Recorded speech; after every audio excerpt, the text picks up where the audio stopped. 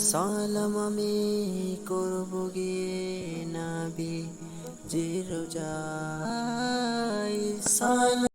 আমাকে যে পাঁচটি বিষয় দেওয়া হয়েছে ইতিপূর্বে অন্য কোন নবীকে দেওয়া হয় নাই।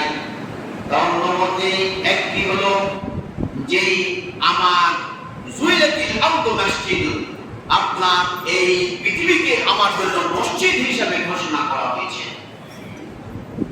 কিন্তু আমাদের দেশের কিছু মানুষ আছে যে মসজিদের সালাত আদায় করলেও তাদের সালাত থেকে তারা সহিষ্ণুত্ব হয়েছে বলে মনে না করে তারা দুই হাত পিছিয়ে তারপরে আবারও একটা সিজদা দেয়। কারণটা কি? তো বলে যে শয়তান নাকি তামাম পৃথিবীতে সিজদা করেছে, পবিত্র হয়, এটা অপবিত্র হয়ে আছে, এই জন্য নামাজ হয়তো কবুল নাও হতে পারে।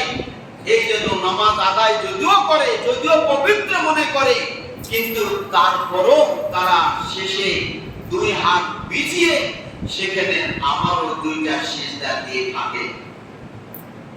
এটা বড় একটা বুঝ, তাদের বড় একটা ভ্রান্ত বুঝ। আল্লাহ নবীর এই হাদিসকে একটা অমান্য করা হচ্ছে, যেটাকে তারা পবিত্র মনে করে না, মনে করছে যে শয়তানের একই পথ, শয়তান তামাম পৃথিবীতে সিজদা দিয়ে অপবিত্র করে ফেলেছে। কিন্তু তুমি কি জানো শয়তানের তোমার চাইতে শয়তান বেশি আল্লাহ করে ফেলে দাঁড়াবে। শয়তান সবচাইতে বেশি তাকওয়াশীল। শয়তান এত ভয় করে আল্লাহকে যা তোমার চাইতে বেশি ভয় করে।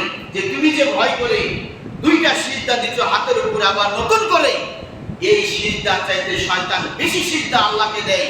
যে ইন্নী আখাফুল্লাহ রাব্বাল আলামিন, আমি মহান প্রভুকে, বিশ্বের প্রতিপালক প্রভুকে বেশি ভয় করি তোমার তুলনায়। তাহলে ওই মানুষটি সবচাইতে বেশি এটি মনে করে যে আমি মনে করেছি, ভুল করেছি, অথচ রাসূলের হাদিসটিকে দেখলো না। আল্লাহর নবী আবু যর রাদিয়াল্লাহু তাআলাকে তিনি বললেন ফাসাল্লি ফাহুয়া মাসজিদুন, তোমার সময় যেখানে হবে সেখানেই নামাজ পড়বে, ওটাই তোমার মসজিদ। তাহলে আমরা এই দুটি দলিল থেকে প্রমাণ করলো এই যে পৃথিবীর প্রথম মসজিদ হচ্ছে যেটি, সেটি হচ্ছে মসজিদে হারাম। আর মসজিদে আকসা আর মসজিদে হারামের ব্যবধান হলো আপনার 40 বছর। এই 40 বছরের ব্যবধান। তাহলে যেই মসজিদটি প্রথম নির্মিত হয়েছে সেটি হচ্ছে মুসলমানের প্রথম কিবলা। কিন্তু আমরা বলে থাকি যে মসজিদে আকসা হচ্ছে মুসলমানের প্রথম কিবলা। এরপর আসেন আপনাকে শুধুমাত্র কাবার একটা পরিচয় দিই। অর্থাৎ মসজিদে হারামের অপর একটি নাম হলো বাইতুল্লাহ, অপর একটা নাম হলো কাবাতুল মুশাররাফা, অর্থাৎ আল্লাহর সম্মানিত ঘর। এই কাবার একটি পরিচয় বর্ণনা করি। মামানিল কাবা, কাবুল শব্দটি এক বচন। এটি কাবুল শব্দ থেকে নির্গত, যা বহু বচন হচ্ছে কাবাতুল অথবা কাওয়াবিদ। এই শব্দটি আপনার সূরা নামার ভিতরে বর্ণিত হয়েছে। এখানে ভিন্ন অর্থে বর্ণিত হয়েছে, তবে এখানে যে অর্থটি বলা হয়েছে সেটি হলো উজ্জ্বল বা উঁচু স্থান। এরপরে পরিপূর্ণ, ভর্তি। আরেকটি অর্থ হলো কাবুল শব্দটি আমাদের প্রত্যেকের পায়ে, দুই পায়ের এই দুইটা টাকনো আছে, গিরা আছে, এই উঁচু জায়গাটিতে একটা হলো কাবুল।